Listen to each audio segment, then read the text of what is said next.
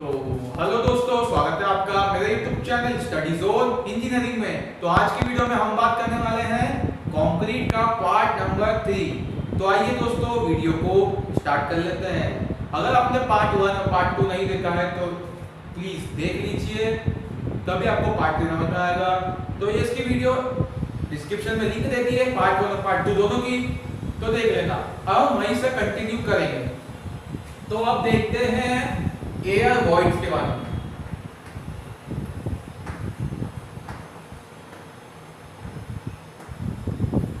Basically मैंने आपको air voids के बारे में इसके पहले वाली वीडियो में भी बताया था, तो उसका एक चीज बताना रह गई थी तो वो बता देता हूं।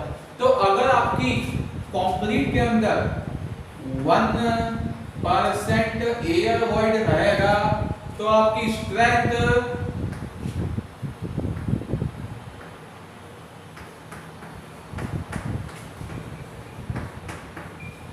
डिक्रीज हो जाएगी। मतलब अगर 1% भी एयर वॉइड रह गया कंक्रीट के अंदर तो सीधे से वो 5% जो स्ट्रेंथ जो मिलती है कंक्रीट को 5% स्ट्रेंथ कम कर देगा। इसलिए एयर वॉइड को रिमूव करना बहुत जरूरी है, इसको रिमूव करना ही है। अगर नहीं करा तो घर कच्चा हो जाएगा अपना, कंक्रीट की स्ट्रेंथ कम होगी, उसकी लाइफ कम हो जाएगी, है ना। तो दोस्तों अब बात करते हैं एक और नए टर्म जो कि मैन्युफैक्चरिंग ऑफ कंक्रीट के अंदर ही आता है, तो वो होता है क्यूरिंग। क्यूरिंग तो आपने क्या कर दिया, कंक्रीट को मिक्स भी कर दिया, कंक्रीट को प्लेस भी कर दिया, ट्रांसपोर्ट भी कर दिया, सब कर दिया। कंक्रीट को बिछा दिया आपने आपके घर पर, एक फ्लोर बना दिया कंक्रीट का। अब आप क्या करेंगे, अब आप करेंगे इसकी क्यूरिंग, ठीक है ना। तो क्यूरिंग को हिंदी में बोलते हैं, क्या करेंगे,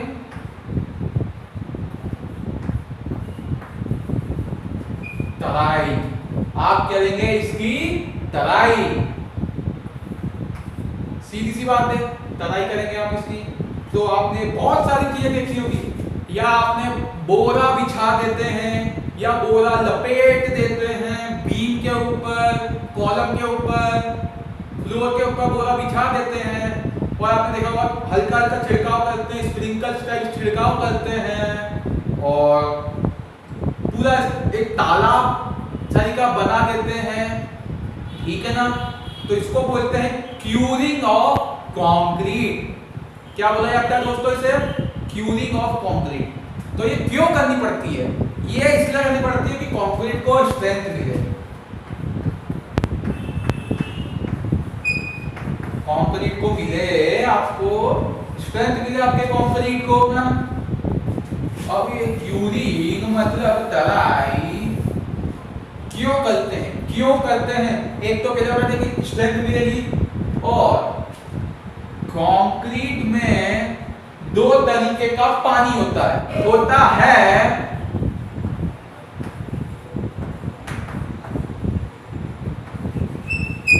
कैपिलरी वाटर, दूसरा होता है जेल वाटर। कैपिलरी वाटर होता है और एक जेल वाटर होता है। तो क्या होता है, हम कंक्रीट को बिछा देते हैं तो इसके अंदर क्या होती है, हाइड्रेशन।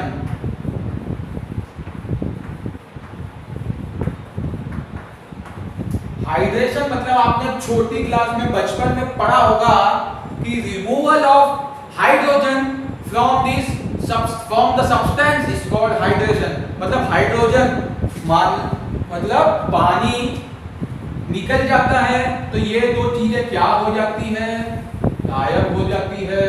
तो इसकी भरपाई करने के लिए हम इसकी क्या करते हैं, पॉन्डिंग। पॉन्डिंग मतलब क्या, जो आप तराई करते हो, तराई करते हो ना, उसी को बोलता हूं मैं पॉन्डिंग। तो भाइयों बहनों जेंटलमैन, तो अब बात करते हैं क्यूरिंग के कुछ टाइप्स। तो क्यूरिंग के मेनली 5 टाइप्स होते हैं और उसके ऊपर पूरी बात कर लेंगे। तो यहाँ पर मैं पहले से ही लिख के रख दिया हूँ। पहला टाइप होता है wet hessian curing. Wet hessian curing. अब ये क्या होता है ये फोटो दिखा दूंगा, समझ जाना, ठीक है ना। सेकेंड होता है sprinkle of water, sprinkle of water. Third होता है पॉन्डिंग। फोर्थ होता है स्टीम। फिफ्थ होता है एक्सेलरेटेड क्यूरिंग। अब बात करते हैं वेट हसेन क्यूरिंग की। तो वेट हसेन क्यूरिंग मतलब आपने बोरा देखा होगा, बोरा टाट पट्टी से, चालू भाषा में टाट पट्टी बोलते हैं, कोई जगह बोरा बोलते हैं। तो उसको लपेट देते हैं पूरा कॉलम के ऊपर और पूरा फ्लोरिंग पे बिछा देते हैं। तो ये फोटो में आप देख पा रहे होंगे, हाँ तो ये देख रहे हैं आप, ये फोटो है, फोटो में आप देख रहे होंगे कि ये देखिए इसे टाट पट्टी बिछा दी है पूरी की पूरी। तो इसे ही बोलते हैं वेट हसेन क्यूरिंग। सेकेंड है स्प्रिंकल ऑफ वाटर। तो स्प्रिंकल ऑफ वाटर में क्या होता है, आपको इमेज आपके पास आएगी, थोड़ा टाइम लग जाएगा। हाँ अब आ गई होगी आपके पास इमेज। तो स्प्रिंकल ऑफ वाटर में क्या होता है, वाटर की स्प्रिंकलिंग करते हैं। बेसिकली हमारे एरिया में जब वो मच्छर छींकने की दवाई छींकने आते हैं ना, तो ऐसा दिखता है कभी कभी, है ना। अब थर्ड बात करते हैं पॉन्डिंग। पॉन्डिंग में क्या होता है, ये इमेज आपको दिख रही होगी। तो ये इमेज में क्या है कि पॉन्ड बना दिया, बेसिकली आपको दिख रहा होगा क्या है कि उसके पूरा भर दिया है 2 से 5 दिन तक, ये 4 से 5 दिन तक इसे फुल पूरा भर दिया जाता है।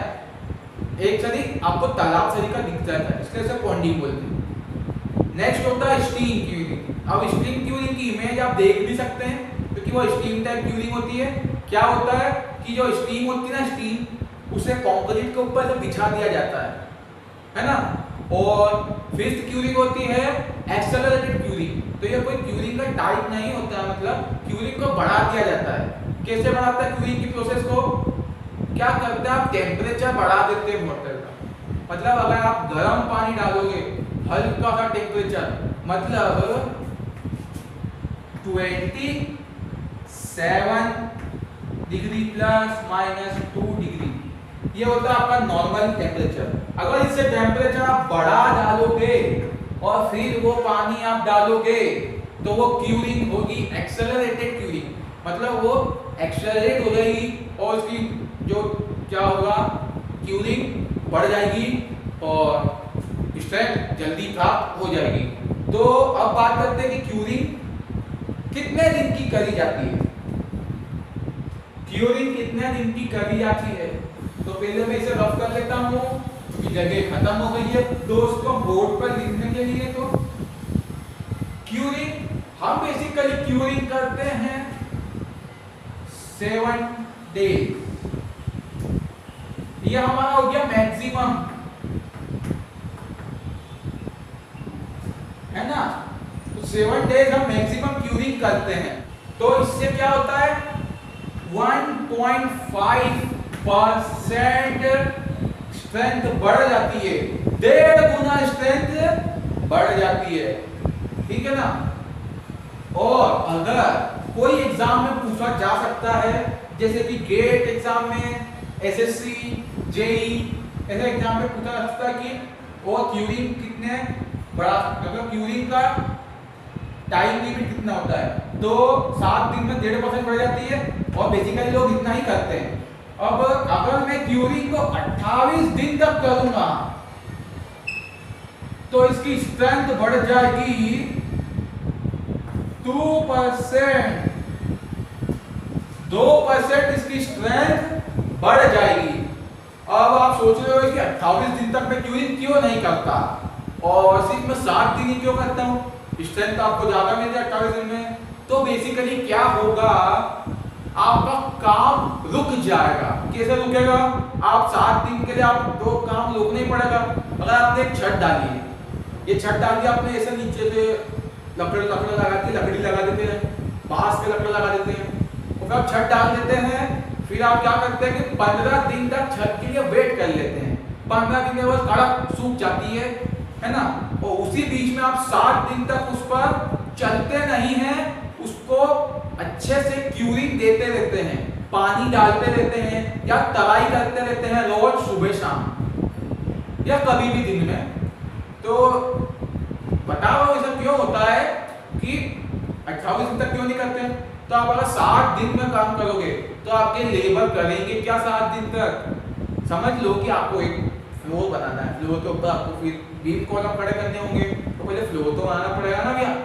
तो फ्लोर बनाना है तो आपको अगर 7 दिन वेट करते हो तो आपको चल जाएगा, और अगर आप 15 दिन या समझ लीजिए आप 28 दिन वेट करोगे तो उसकी स्ट्रेंथ तो बढ़ेगी पर आपका खर्चा बढ़ जाएगा, आपको मजदूर को पैसा तो देना पड़ेगा, और जो साइट पे जो प्लानिंग होती है टाइमिंग वो बढ़ जाएगी टाइमिंग, और प्लान जल्दी नहीं बनेगा, बहुत देर से बनेगा। तो क्या होता है कि 1.5% जो होता है स्ट्रेंथ बढ़ जाती है तो उतनी अपने लिए सफिशिएंट है आपके लिए, और अगर 28 दिन तक 2% बढ़ेगी तो ये सिर्फ ज्यादा अंतर नहीं है 1.5 और 2 में, समझ लो। इसलिए मैं करता हूं सिर्फ 7 दिन तक क्यूरिंग, ठीक है ना। अब लास्ट चीज की बात करते हैं, आखिरी में आता है फिनिशिंग, ठीक है ना। तो ये जल्दी से मैं मिटा रहा हूं।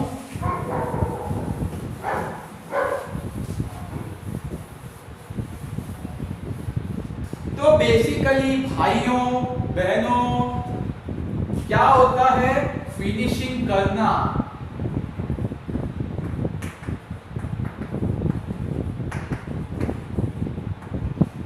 फिनिशिंग करना वो होता है कि the process of removing extra particles from concrete is called finishing of concrete. तो क्या होता है कि समझ लो आपके पास कंक्रीट है, थोड़ा ज्यादा बड़ा बन गया तो आपका इतना ऐसी हुआ कावड़ जगह बन गई कंक्रीट के अंदर। अब आप कंक्रीट डालोगे सही से प्लेन करोगे तो थोड़े टाइम क्या होगा कि ऐसे गिट्टी के पार्टिकल्स से ऊपर आ जाएंगे। तो इसे भी आपको सही करना है, बिल्कुल प्लेन करना है, ग्राउंड लेवल बिल्कुल पूरा ग्राउंड सही करना है, कहीं से ऊंचा कहीं से नीचा नहीं आ जाए, वैसा करना है आपको। तो फिनिशिंग के लिए भी 2 चीजें हम या 2 मेथड बोल लो या 2 टाइप्स बोल लो, है ना। तो पहली होती है फ्लोटिंग।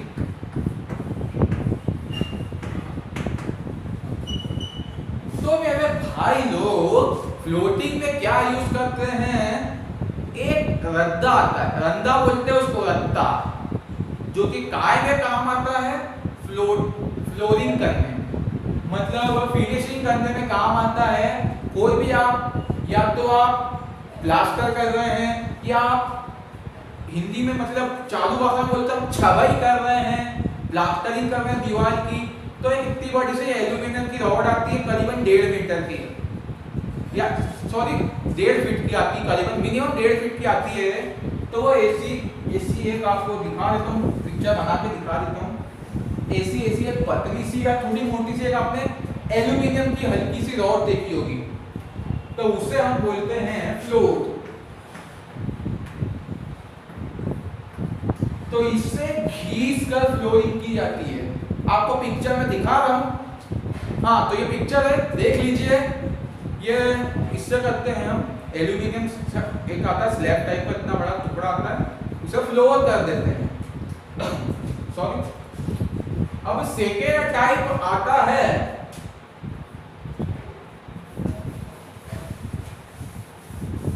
वो आता है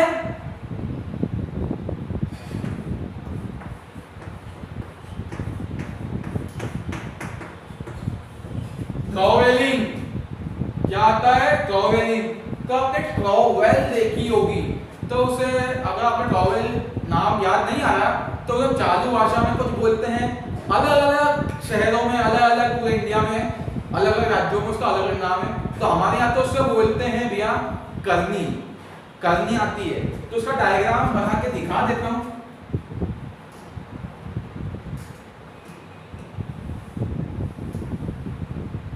ऐसी कुछ करनी आती है, ये इसका हैंडल होता है और ये फ्लैट स्पेसेस को प्लेन कर देते हैं।